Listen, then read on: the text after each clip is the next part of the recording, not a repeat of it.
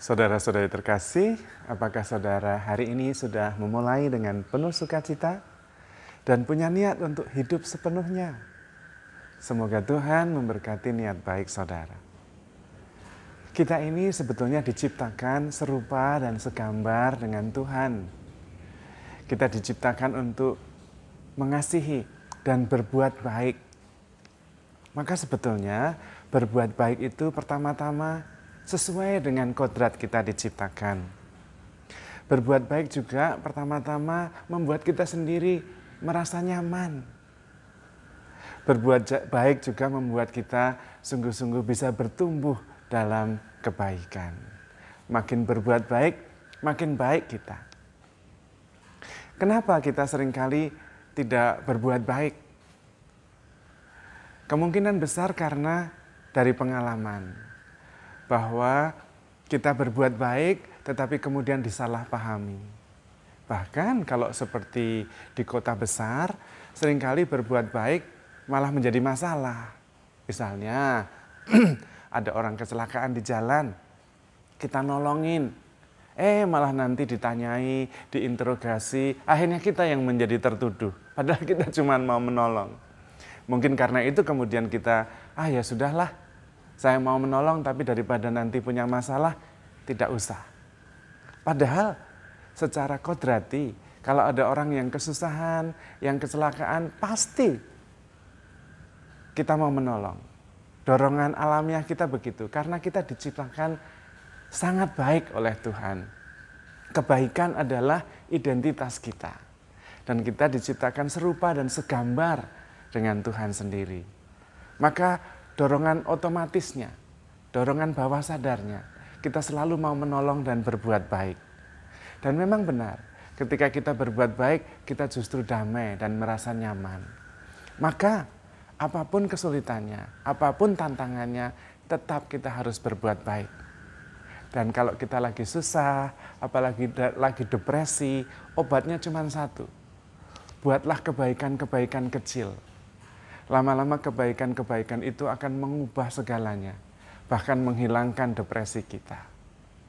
Maka jangan dipikirkan saja, lakukan sesuatu, pasti akan mengubah hidup kita. Dan akhirnya memang ketika kita berbuat baik, kembali ke kita juga. Kalau kita mengenal apa yang disebut dengan law of attraction, kebaikan akan menarik kebaikan, itulah yang terjadi. Ada salah satu kisah yang Anda bisa temukan di YouTube. Seorang pemuda yang baru lulus dan dia mempunyai 2 gelar sarjana dan sudah melamar di sana-sini, lalu dia dipanggil untuk wawancara. Dia senang sekali dan semangat dan yakin pasti dia diterima. Karena memang dia punya kualifikasi, sungguh-sungguh pandai dan lowongannya sesuai dengan keahliannya. Maka dia dipanggil untuk wawancara. Dan dia ketika menunggu, dia datang 15 menit sebelumnya, dia mencoba membayangkan apa yang harus dijawab dan dia ngomong sendiri dengan sangat yakin. Apalagi ketika lihat kiri kanan, hanya dia yang dipanggil. Berarti pasti kemungkinan besar dia yang akan diterima. Tapi 5 menit kemudian ada seorang ibu tergopoh-gopoh membawa 2 anak kecil. Dan dia heran, ngapain ibu ini mau wawancara pekerjaan malah bawa anaknya. Dan dia perhatikan lebih detail, ibu itu sungguh-sungguh kelihatan mengalami banyak derita. Dari pakaiannya, dari pikiran wajahnya, dia bisa mengerti. Dan dia tahu bahwa ibu itu lebih membutuhkan pekerjaan daripada dia. Maka dia berpikir sejenak, kalau dia maju kemungkinan besar dia akan diterima. Bukan ibu itu, dan kemungkinan ibu itu akan kesulitan, harus mencari lagi pekerjaan. Maka dengan berat hati akhirnya dia memutuskan. Dan ketika dia memutuskan dia tersenyum. Lalu dia bilang kepada ibu itu, good luck ya, semoga diterima. Lalu dia pergi. Dan ibu itu heran. Karena memang benar. Ternyata sesudah dia pergi, yang mewawancarai keluar dan memanggil nama dia. Tapi dia sudah pergi. Dan ibu itu mengatakan, tadi dia ada tapi kemudian dia pergi. Lalu pemuda itu sudah merasa, ya sudah, yang penting dia sudah melakukan yang terbaik sesuai dengan suara hatinya. Setahun kemudian, dia mendapat panggilan yang sama, di kantor yang sama. Maka dia datang dan mewawancarai, atau diwawancarai. Dan dia terkejut, karena yang mewawancarai adalah ibu yang dia tolong ketika setahun yang lalu dia melamar di tempat yang sama. Lihat, bukan kebetulan, tetapi kebaikan yang kita terima adalah kebaikan yang kita ciptakan. Atau dalam bahasa Inggrisnya, paid forward. Kita membayarnya di depan. Kebaikan adalah sebuah pelunasan sebelum kebaikan itu kita terima. DP, kita membayar duluan. Dan karena itu kita sudah merasakan kegembiraannya. Maka sekecil apapun kita lakukan. Karena itu bisa mengubah kehidupan kita dan kehidupan orang lain. Bisa jadi tindakan pemuda yang sangat kecil itu tidak mau bersaing dengan ibu itu, memberi kesempatan lebih besar kepada ibu itu yang lebih membutuhkan, itu mengubah seluruh hidupnya. Dan ternyata kembali kepadanya juga, mengubah hidupnya juga. Bahkan dia bisa menjadi satu kantor dengannya. Jadi saudara-saudari terkasih, tidak pernah rugi berbuat baik. Karena itu, sekecil apapun, usahakanlah untuk selalu berbuat baik. Karena itu mencerminkan Tuhan di dalam diri kita. Tuhan itu mengasihi kita. Tuhan itu berbuat baik kepada kita. Tuhan itu menyelamatkan kita. Bukan karena kita baik, bukan karena kita hebat, tetapi itu masalah Tuhan. It is not about us, it is about God.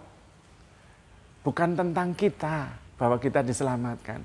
Bukan tentang kita bahwa Tuhan baik sama kita. Bukan, tapi itu tentang Tuhan. Memang Tuhan itu baik, memang Tuhan itu murah hati, memang Tuhan itu penyelamat. Jadi bukan tentang kita. Kita diciptakan serupa dan segambar dengan Tuhan. Tujuannya mengalami dulu kasih Tuhan itu. Supaya kemudian kita juga bisa mengasihi, kita berbuat baik. Tapi ada orang yang seringkali keliru dan mengatakan, ngapain berbuat baik sama dia? Dia aja tidak buat baik sama kita. It is not about him. It is about us.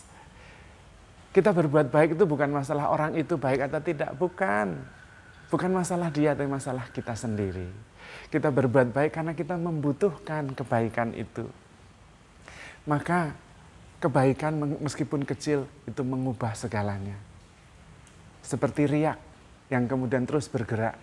Dan lama-lama bisa menjadi gelombang yang besar.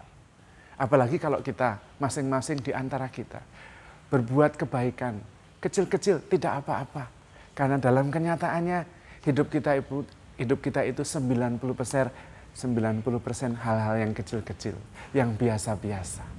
Maka kita lakukan kebaikan-kebaikan kecil yang nantinya akan menjadi kebaikan besar, yang bukan hanya mengubah hidup kita, tetapi juga mengubah hidup dunia dan menjadikan dunia ini lebih nyaman untuk kita tinggali. Tetapi juga yang paling penting, membuat kita menjadi seperti Tuhan sendiri, membuat kita seirama dengan maksud Tuhan menciptakan kita.